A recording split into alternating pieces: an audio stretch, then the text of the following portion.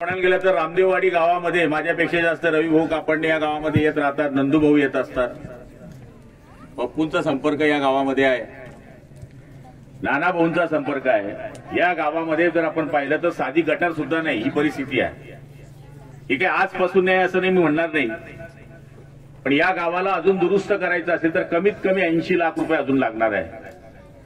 त्यामुळे मी काल परवाकडेच 2 गल्ल्यांकरता 10 लाख रुपये गटारीला आताच टाकलेले, ते एवढ्या 15-20 दिवसामध्ये त्याचं काम चालू होणार आहे। पूर्ण गाव गटारीने तयार करायचं, पूर्ण गावामध्ये काँक्रिटीकरण करायचं किंवा डांबरीकरण करण्याचा हा माझा कयास आहे। त्याचबरोबर या ठिकाणी माझ्याकडे तरुण मित्रांनी व्यायामशाळेची मागणी केली होती, पण अजून साहित्य इथे पोहोचलेलं नाही। त्यामुळे एवढ्या 15 दिवसामध्ये मी जिल्हाधिकाऱ्यांना सांगितलं की साहित्य सुद्धा व्यायामशाळेचं पोहोचलं पाहिजे, अशा पद्धतीचं काम आपण या ठिकाणी करतोय। पाण्याच्या योजनेकरता आपण 16 लाख रुपये नुसते ट्रान्सफॉर्मर आणि पोल करता दिले मित्रांनो। याच्या पूर्वी इथं हे सगळं काम होतं, पण आमच्या पाण्याकरता जर कोणी फॉरेस्टवाला आडवा येत असेल तर मंत्री म्हणून जी दादागिरी करायला पाहिजे ती 100% मी केली आणि पोल बसवून दाखवले आणि लाईट चालू करून दाखवला। सांगायचं तात्पर्य हेच आहे की आपल्या गावामध्ये जवळपास 4-5 कोटी रुपयाची कामं माझ्याकडे मागणी केली होती, त्याच्यामध्ये मी पूर्ण कामं करू शकलो नाही, पण आता जवळपास 4.5 कोटी रुपयाचा रस्ता मी आपल्या गावाकरता टाकला आहे। तो म्हणजे रामदेववाडी ते कुराडदा 4.5 कोटी रुपयाचा हा रस्ता मी या ठिकाणी डांबरीकरण मंजूर केलेला आहे। म्हणजे कुराडद्या माणसाला जर इकडे यायचं असेल, रामदेववाडीवाल्याला जर मसावत जायचं असेल तर त्याला हे शॉर्टकट होईल, अशा पद्धतीचा हा रस्ता मंजूर झाला आणि रस्त्याचं काम करणारे सुद्धा विरोधात इथे बसलेले आहेत, त्यांनी ते काम घेतलेलं आहे। त्यामुळे त्या भागामधल्या शेतकऱ्यांचा जो शेतीचा रस्ता आहे, तिथे शेतीला जायला ज्या रस्त्याच्या अडचणी येतात ते दूर करण्याकरता पूर्ण रस्त्यावरच्या मोऱ्या, पूर्ण रस्त्यावरचं डांबरीकरण करण्याचं काम या ठिकाणी मी करतोय। आणि मला खात्री आहे की रामदेववाडी हे जरी रस्त्यावरचं गाव असलं तरी कामाच्या बाबतीमध्ये अविकसित काम आहे। जेव्हाही रविभाऊ कापडणे असतील, आपल्या गावाचे सरपंच असतील किंवा मंडळी असतील, जेव्हाही काम मागितलं तर आपण कामं टाकण्याचा प्रयत्न केलेला आहे, पण त्याच्याने पूर्ण काम अजून झालेले नाही। या ठिकाणी माझ्याकडे पुतळ्याची मागणी आलेली आहे, तुम्ही जागा ठरवा, आपण पुतळ्याची परवानगी आणून पुतळा सुद्धा बसवू। रामदेववाडी असेल, लोणवाडी असेल, सुभाषवाडी असेल, विटनेर तांडा असेल, पोखरी तांडा असेल, हे तांड्यामध्ये राहणारे माझे बांधव, यांच्याकरता तांडा वस्ती सुधारची कामं भरपूर होतात।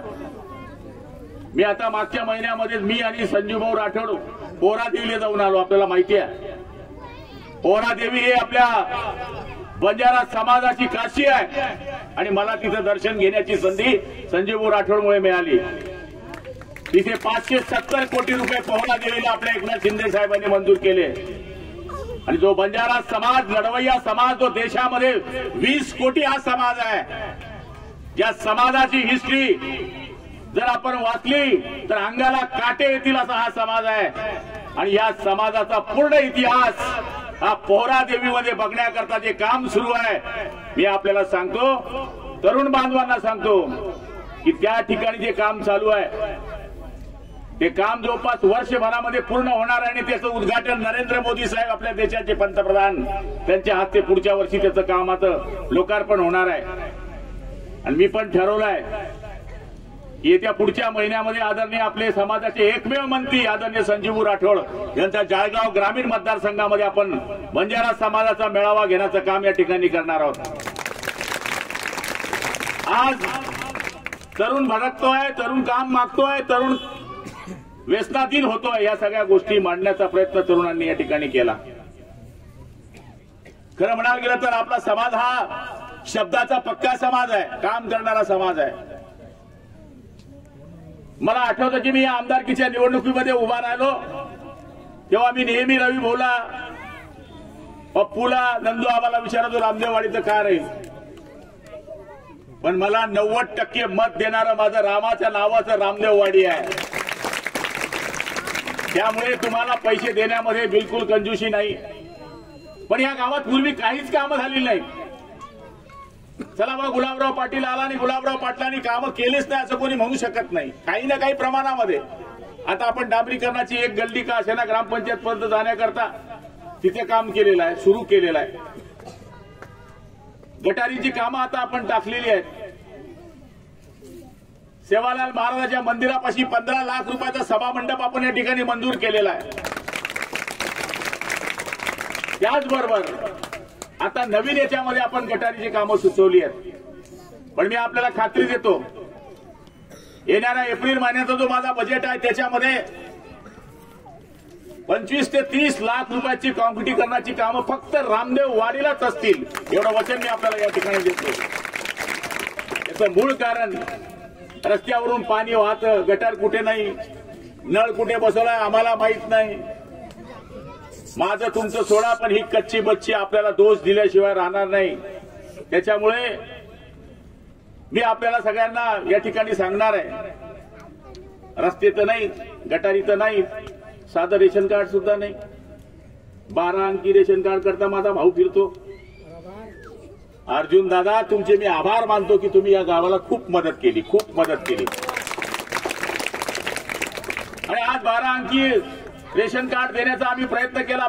या गावाचा आभाळ फाटलाय. कुठे कुठे शिवावं. साध्या माणसाला रेशन कार्ड मिळत नाही, गावामध्ये गटारी नाही, गावामध्ये रस्ते नाही. पण मी याच्यावर कोणा दुसऱ्या विरोधकावर टीका करायला आलेलो नाही. मी काम करतोय, सुरू केलेली आहेत कामं आणि डोळ्याच्या समोर आहे. ग्रामपंचायतचं ऑफिस नाही साधं. आज चांगली ग्रामपंचायत बनवण्याचा जिथं काम चालू होणार आहे, जिथं गावाचा न्याय मिळणार आहे, हे ऑफिस ठिकाणावर नसलं तर काय करणार तुम्ही. तर ग्रामपंचायतचं ऑफिस आपण चांगल्या कंडिशनमध्ये करण्याचा प्रयत्न केला. आता स्मशानभूमीचा विषय माझ्याकडे आलेला आहे. स्मशानभूमी सुद्धा आम्हाला तयार करायची आहे. अंगणवाडी माझ्या माहितीप्रमाणे एक अंगणवाडीची खोली मिनी अंगणवाडी या ठिकाणी मंजूर आहे. जवळपास 12 लाख रुपये त्याच्यावर मंजूर आहे. म्हणजे जे जे आपल्याला लागत आहे, शाळा खोली रिपेअरिंग करता जवळपास 9,90,000 रुपये आपण मागच्या काळामध्ये मंजूर केलेले आहेत. म्हणजे जे माझ्या परीनं करता येतं ते करण्याचा प्रयत्न निश्चितपणाने या ठिकाणी मी करतोय. जशी तुमची परिस्थिती आहे तशी सुभाषवाडीची आहे, तशीच लोणवाडीची आहे. विटनेर तांड्याला तर जायला रस्ता नव्हता. विटनेरहून तांड्याला जायचं असेल तर विषयच नव्हता. आपण तिथपर्यंत डांबरी रस्ता केला. आज तांड्यावर जायला तिथला डांबरी रस्ता केला. धानवड तांडा रस्ता नव्हता. धानवड तांडा सुद्धा आपण डांबरीकरण काम करण्याचा या ठिकाणी प्रयत्न केला. म्हणून मी आपल्याला खात्री देणार आहे, तुमच्या गावामध्ये आपसामध्ये वाद आहे. खरं म्हणायला गेलं तर आपलं आयुष्य मित्रांनो फार छोटं आहे. कोण कधी जाईल माहित नाही. आताच बोलत होता गेला, अशी परिस्थिती माणसाच्या आयुष्याची आहे. त्यामुळे तुम्ही तर सगळे राठोड आहे, तुम्ही तर सगळे गोरची माया, तुम्ही सगळे एकजूट राहायला पाहिजे अशी माझी हात जोडून आपल्या सगळ्यांना विनंती आहे. या ठिकाणी आपल्यामध्ये आपसामध्ये वाद करून गावाचं भलं होऊ शकत नाही. ग्रामपंचायतची निवडणुका प्रत्येक गावात होतात. माझ्याही गावात ग्रामपंचायतची निवडणूक महिन्या पहिले झाली. पण जे निवडून आले आणि जे पडले ते दुसऱ्या दिवशी एका कपात चहा पित होते. इसको बोलते राजकारण. निवडून आला तर लोकांनी मान्य केला म्हणून निवडून आला. पडला म्हणजे लोकांनी मान्य केलं नसेल. मी सुद्धा इलेक्शन हारलो होतो, आपल्याला माहित आहे. पण मी कोणाला दोष दिला नाही. 5 वर्ष पुन्हा आपल्यामध्ये फिरलो. लग्नात आलो, शेंडीत आलो, मोतीत आलो, जेवढं जमलं तेवढं फिरलो. ज्या खोयाचा वही पाया, नंतर पुन्हा तुम्ही मला निवडून दिलं. आणि आज 8 वर्षापासून तुमच्या आशीर्वादानं महाराष्ट्राच्या मंत्रिमंडळामध्ये मी काम करतोय. म्हणून मी आपल्याला सांगेल की आता आमच्याकडे पोखरी तांडा आहे, तिथेही चव्हाण आहे, राठोड आहे. पण आम्ही दोघं पार्ट्यांना एक ठेवायचा प्रयत्न करत असतो. बारक्या बारक्या गोष्टीमध्ये आपल्यामध्ये वाद होत असतात, ते वाद नाही व्हायला पाहिजे. कामं करा, भरपूर कामं करून घ्या. पण गावात आज वाद झाला तर या कच्च्या बच्च्यावर त्याचा परिणाम होतो, या लहान मुलांवर परिणाम होतो की माझ्या बाप त्याच्या बापाच्या विरुद्ध होता. हे पारंपरिक सुरू राहतं, आयुष्यभर सुरू राहतं. आपल्याला तसं ठेवायचं नाही आहे. आपल्याला सगळ्यांना एक धरून गावाची कामं करायची आहेत. आणि मला खात्री आहे आज वातावरण बदललंय तसं रामदेववाडीचंही वातावरण पुढे बदलेल असं मला वाटते. दिवसभर गरम होत होतं पण देवाचा पाऊस पडला पिके सरकार आणि थंड वातावरण झालं. तसं गरम वातावरण रामदेववाडीचं संपून ते थंड होईल आणि सगळे एकमेकाच्या ताटामध्ये जेवतील असे मी या ठिकाणी सेवालाल महाराजच्या चरणी प्रार्थना करतो. आणि हे करत असताना आपण सगळेजण जे जे कामं माझ्याकडनं होण्यासारखी, आता स्पीड ब्रेकरची मागणी माझ्याकडे आली आहे. स्पीड ब्रेकर द्यायला अडचण नाही, पण स्पीड ब्रेकर कुठे द्यावे याचा ठराव जर ग्रामपंचायतने मला दिला तर मी या ठिकाणी साहेबांना सांगून सोनवणेंना सांगून स्पीड ब्रेकर सुद्धा बसवण्याकरता आपल्याला खात्री देतो की स्पीड ब्रेकर सुद्धा आपण इथे बसवू. पण गावाची कामं करत असताना दर्जेदार कामं आपल्या गावाची झाली पाहिजे. कामं केली आणि खराब झाली हा दोष आपल्यावर येता कामा नये, एवढं पथ्य आपण सगळ्यांनी पाळलं पाहिजे. आणि आज या सुंदर कार्यक्रमाच्या निमित्ताने मी आपल्याला सगळ्यांना हीच प्रार्थना करणार आहे की आमच्या निवडणुका खासदारकीच्या या 2 महिन्यावर आहे, आमदारकीच्या निवडणुका अजून 9-10 महिन्यावर आहे. पण आपल्याला सांगायला असं वाटणार नाही की बुवा चला गुलाबराव पाटलाला आम्ही मत दिलं होतं पण गुलाबराव पाटलांनी आमच्या गावात काम केलं नाही असं कोणी म्हणू शकत नाही. सगळ्यात जास्त त्रास कधी आमच्या गावाला कुठला होत होता तर तो पाण्याचा त्रास होत होता. तो एवढ्या काही दिवसामध्ये तो पाण्याचा त्रास 100% संपणार आहे एवढी खात्री मी आपल्याला या ठिकाणी देतो. आणि गावातले अंतर्गत रस्ते, गावातले अंतर्गत गटारी, व्यायामशाळा आपली झालेली तिच्यात साहित्य येणे, माझ्या मित्राने अभ्यासिकेची मागणी केलेली आहे. अभ्यासिकेकरता सुद्धा आपल्याला पैसा देता येईल, पुस्तकं देता येतील. पण ते करत असताना नुसतं अभ्यास करून चालणार नाही. अभ्यास करून जसं बाबासाहेबांनी सांगितलं होतं, नेहमी मुकुंदराव सांगतात की माणसाच्या हातात पुस्तक नको, ते पुस्तक मस्तकात आलं पाहिजे, त्याच्याशिवाय माणूस गुरगुर करत नाही. आणि आज मी आपल्याला खात्री देईल पुढच्या येणाऱ्या मार्च-एप्रिलच्या बजेटमध्ये आम्हाला अभ्यासिका देण्याचं बराच कोटा असतो. 5-50 अभ्यासिका आम्ही पूर्ण जिल्ह्याला देतो. आपल्या हिश्श्यावर त्याच्यामधून 4-5 आपल्या मतदारसंघात येतात.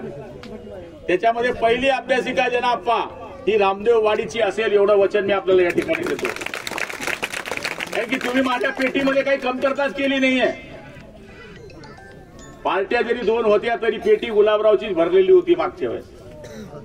आधे उधर जाओ आधे इधर जाओ बाकी गुलाबराव पाटील के साथ आओ. म्हणजे सांगायचा अर्थ असा आहे की माझ्यावर आपण अतोनात प्रेम केलं, भरपूर मतदान मला दिलं आणि मला खात्री आहे की आपला समाज जो शब्द देतो तो 100% पाळतो. जे वचन देतो प्राण जाय पर वचन न जाय असा हा सेवालालचा भक्त माझ्या समोर बसलेला आहे आणि मी त्याच्या चरणी कायम विलीन झालेलो आहे. म्हणून या ठिकाणी शेत रस्त्यांच्या बाबतीत सुद्धा आम्ही फोन केला होता की एखादा शेत रस्ता आम्हाला असा सुचवा की जो गावाला गरजेचा आहे. 100 रस्ते आमच्याने होणार नाही, पण ज्या शेत रस्त्यावर जास्त शेतकरी जातात तो शेत रस्ता आपण या ठिकाणी सुचवा. आपल्या गावामध्ये साईबाबाचं मंदिर जीर्ण मंदिर आहे, आता आम्हाला त्याला हातामध्ये घ्यायचं आहे. रामदेव बाबाचं जीर्ण मंदिर आपल्या हातामध्ये घ्यायचं आहे आणि लवकरात लवकर त्या मंदिराचं सुद्धा काम आम्हाला पूर्ण करायचं आहे ही खात्री मी आपल्याला या ठिकाणी देतो आहे. आपण म्हणाल की गुलाबराव पाटील आले तू पैसे दादा तू बस नाही यार. हो हा भाऊ मला सांगा. नाही नाही दादा द्या बस, आपलाच भाऊ येतो बसू द्या. दादा जाऊ दे तू इकडे माझ्या. तर आपल्याला आपण म्हणाल की गुलाबराव पाटील आले भाषण करून गेले, लय बोलून गेले, इतके कामं सांगून गेले, पण मी तुम्हाला खात्री देतो या 6 महिन्याच्या आत जेवढं मी बोललो आहे तेवढी कामं तुमची मार्गस्थ लावल्याशिवाय गुलाबराव पाटील स्वस्थ बसणार नाही हे वचन मी तुम्हाला या ठिकाणी देतो. आणि आज या सुंदर कार्यक्रमाला आपण सगळेजण एवढ्या मोठ्या संख्येनं उपस्थित राहिलात.